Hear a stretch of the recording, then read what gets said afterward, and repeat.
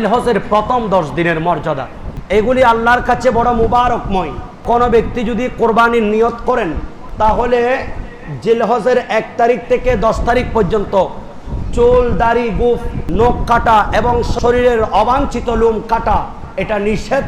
এটা যদি আপনি করতে পারেন তবে আপনি একটা মুস্তাহাব আমলের সওয়াব পাবেন, সুবহানাল্লাহ। তবে যদি কারো 40 দিনের বেশি হয়ে যায় আপনি সেটা রাখাটা এটা মাকরু। আর এইদিকে আপনারা সজাগ থাকবেন। এই জিলহজ মাসের প্রথম তারিখ চাঁদ উদিত হওয়ার সাথে সাথে তওবা ইস্তেগফারের দরজা খোলা।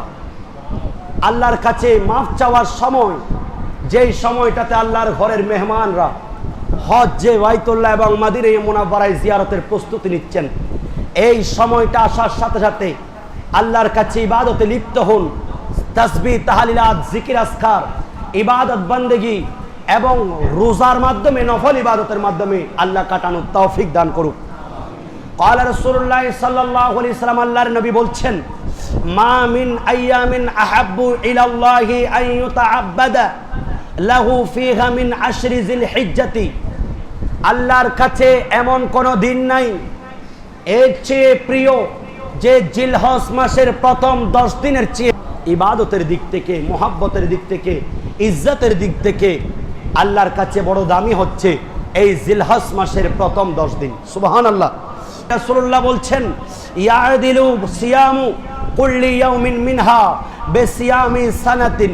আল্লাহর নবী বলছেন, যেই ব্যক্তি এই 10 দিনের ভেতর একটা দিন রোজা রাখবে আল্লাহ রাব্বুল আলামিন তাকে 1 বছর রোজার সওয়াব দিবেন। ওয়া কিয়ামু কুল্লি লাইলাতিন মিনহা বিকিয়ামি লাইলাতুল কদর। যেই লাইলাতুল কদর তোমরা তালাশ করো 1000 বছরের ইবাদতের সমান, এই জিলহজ মাসের 10 দিন যেই কোনো একদিন যদি তোমরা আল্লাহর ইবাদতে কিয়াম করো, একটা রাতের বিনিময়ে আল্লাহ তোমাদেরকে লাইলাতুল কদর দান করবেন।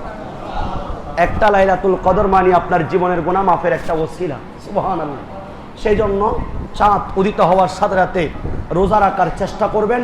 এমনকি এই 10 দিনের ভেতর 9 তারিখের ফজর, 13 তারিখের আসর, এই 5 দিন আইয়ামে তাশরিক যেগুলাতে আমরা তাকবীর পড়ি, তাকবীর আল্লাহু আকবার, আল্লাহু আকবার, লা ইলাহা ইল্লাল্লাহু, আল্লাহু আকবার, আল্লাহু আকবার ওয়ালিল্লাহিল হামদ, প্রত্যেক ফরজ নামাজের পরে, জামাতের পরে এটা পড়াটা ওয়াজিব। যদি মনে না থাকে, যখন মনে থাকে তখন পড়ে দিতে হবে। আর ঈদের জামাত এর ভেতরে যদি জুমার নামাজ পড়ে এগুলাতেও তাকবীর পাঠ করা মুসলমানদের উপর ওয়াজিব। সুবহানাল্লাহ বলেন। হুজুর গাউসে পাক শাহী সাহেব বাগদাদ বলছেন, এই 10 দিন যারা ভালোভাবে ইবাদতের নিয়তে ইবাদত বন্দেগীর করার উদ্দেশ্যে প্রস্তুতি নেবে, আল্লাহ রাব্বুল আলামিন এই 10 দিনের সম্মান করার কারণে আল্লাহ তাদেরকে 10টা নিয়ামত দান করবেন। সুবহানাল্লাহ। আল্লাহ তার হায়াতের মধ্যে বৃদ্ধি করে দিবেন, তার হায়াতের বাজেট বৃদ্ধি করে দিবেন, আল্লাহ তার রিজিকের বাজেট বৃদ্ধি করে দিবেন, আল্লাহ তার পরিবার পরিজনকে হেফাজত করবেন, আল্লাহ তার গুনার কাফারা করে দিবেন, গুনাহ মাফ করে দিবেন, তার মৃত্যুর যন্ত্রণা লাঘব হয়ে যাবে, আল্লাহ তার নেকি বৃদ্ধি করে দিবেন, এমনকি কবর আলোকিত হয়ে যাবে, তার মিজান নেকির পাল্লায় ভারী হয়ে যাবে, আল্লাহ তাকে দুজক থেকে মুক্তি দিবেন এবং জান্নাতের আলা মাকাম তাকে এই 10 দিনের ইবাদতের কারণে নসিব করবেন। শুধু তাই নয়, হুজুর গাউসে পাক গুনিয়াতুত তালিবিন কিতাবের মধ্যে বলছেন, এই 10 দিনের মধ্যে কোনো अगर कोई लोग ये 10 दिन में मिस्किन को खिलाया, কোনো একজন মিসকিনকে খাবার খাওয়াবে, अल्लाह रब्बुल आलमीन उसको सुन्नत पैगंबर अदा करने की सवाब अता फरमाई। अल्लाह ताके पैगंबर के मेहमानदारी करार सुन्नत पाবেন। शुद्ध ताई नहीं, अगर कोई बीमारी को एहसान किया, अल्लाह ने वली अल्लाह अब्दाल को मदद करने की सवाब अता फरमाई। जब যখন কোন মানুষ কোন একজন রোগীকে দেখতে যাবে, সেবা করবে, ওই রোগীর সেবার বিনিময়ে আল্লাহ বলি আওতাত নুজাবা নুকাবা তাদেরকে সেবা করার আল্লাহ সওয়াব দান করবেন। এই 10 দিনের মধ্যে কোন একটি জানাজায় অংশগ্রহণ করবে, আল্লাহ তাদেরকে শহীদের জানাজায় অংশগ্রহণ করার সওয়াব দান করবেন। এবং কোন একজন মুমিনকে সেই যদি একটা কাপড় উপহার দেয়, আল্লাহ তাকে কিয়ামতের ময়দানে আল্লাহর কুদরতি খিরকা তাকে পরিধান করাবেন। এবং কোন একজন ইয়েতিম বাচ্চার মাথার মধ্যে হাত বুলিয়ে দিবেন, একটা কাপড় দিবেন, খাবার খাওয়াবেন, আল্লাহ তাকে কাল কিয়ামতের ময়দানে রাসূলুল্লাহর হাউজে কাউসার থেকে পান করাবেন। আল্লাহ আমাদেরকে আমল করার তৌফিক দিক। এই কুরবানি আমাদের জন্য একটা আর্থিক ইবাদত।